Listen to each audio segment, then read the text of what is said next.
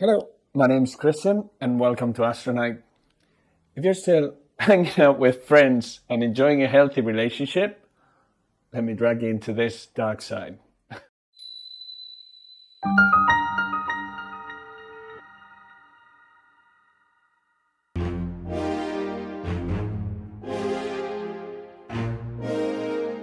Ever since I received the Samyang 135 a few months ago, I've been eager to put it through its paces and see what it's truly capable of.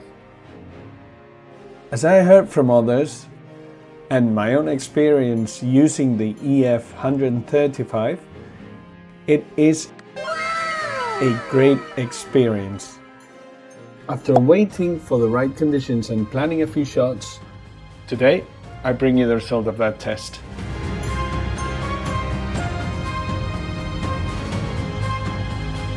Lately I've been experiencing a lack of faith in weather, a bit more than usual. Large cloud systems have ruined my spare time, and I rarely have any at all. Work, life, friends, they all tend to get in the way.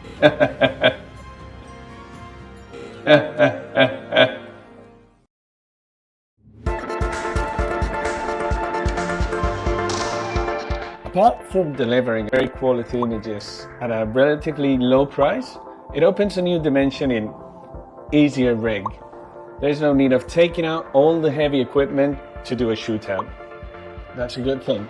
A portable star tracker at that focal length will perform beautifully. If your rig is leveled, well balanced and properly polar aligned, you will get away with 1 minute subs without any star trails. Another thing is that getting focused was easy. The focus ring is hard enough to nail focus faster. On other lenses, I find myself correcting from one side to the other for quite some time due to a backlash from the focus ring and a soft and almost loose feel on the focus ring. The only con is that it's a manual lens. For Astro, it's another pro.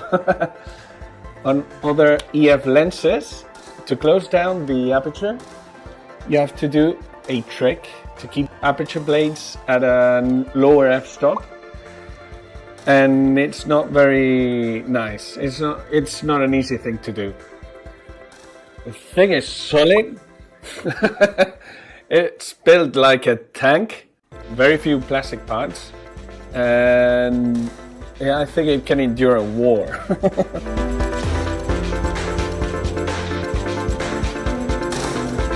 On my first attempt, I used a sturdy carbon tripod, the trusty Skywatcher Star Adventure, an old elastic warmer band with USB connections to prevent the dew from forming on the lens, that I think was a bit too tight for this lens. A ZWO camera holder and rail, the ZWO 294 MC Pro, capturing every photon, filtered by the Optolong L Extreme to reduce some of the unwanted light. My old laptop managing the images through Nina, all fed by an energy bank with a power inverter. This can produce very beautiful images. It's the winning rig.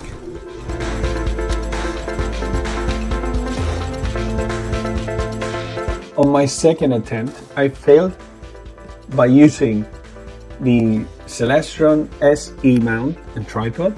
I think I didn't take the daylight savings time, and the result was awful. The old warmer prismatic rail to attach the camera to the mount, the Canon 6D, unfiltered and all fed by the battery.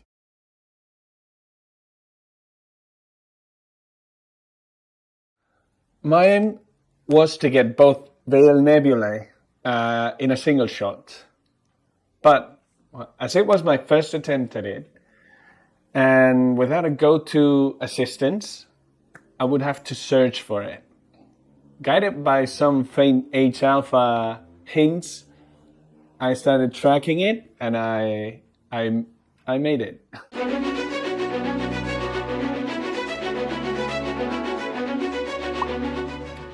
Shooting without any finder scope tends to complicate things. So I started shooting, and the first images were of Saturn region. Beautiful. It looks like a dragon.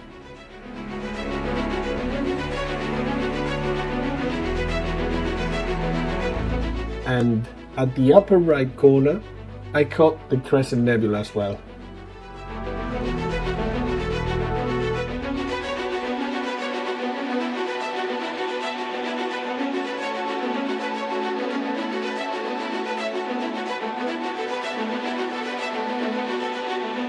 I then decided to get some images of it. Since I had never taken any, it would be a good time to get something. Half an hour later, I flew to my next target.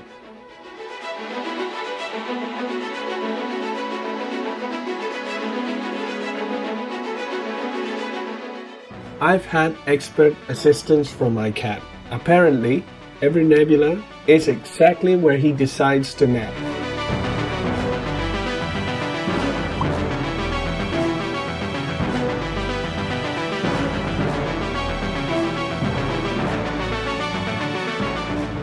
Another H2 region.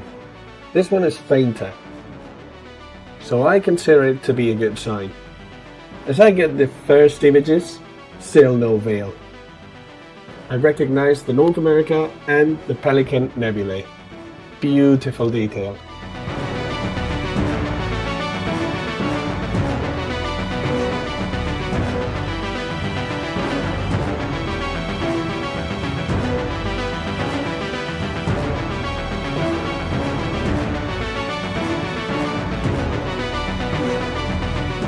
So I decide again to get some images of it, since I had never taken any.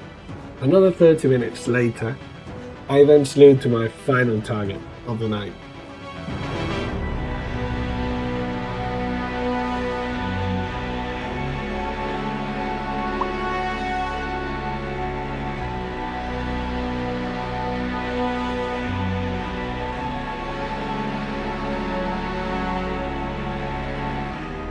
This time I got it right in the middle.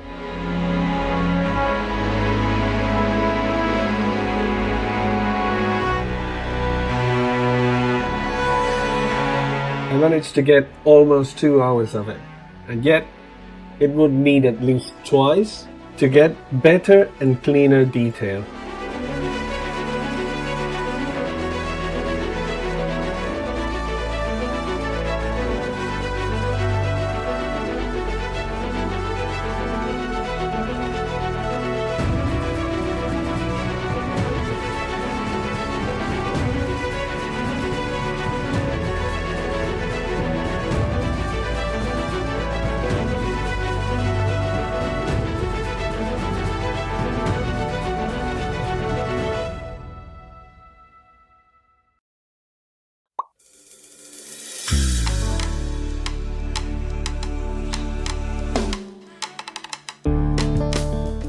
A few days later, I made another attempt at greatness and promptly met the ground.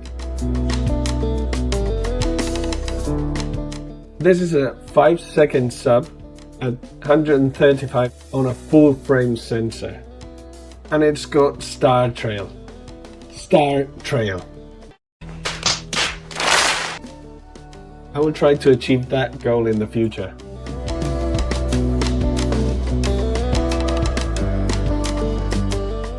Now I understand what all the fuss over this lens was about. You have to get one. It's amazing. If you like, please subscribe, and thanks for watching. Good night.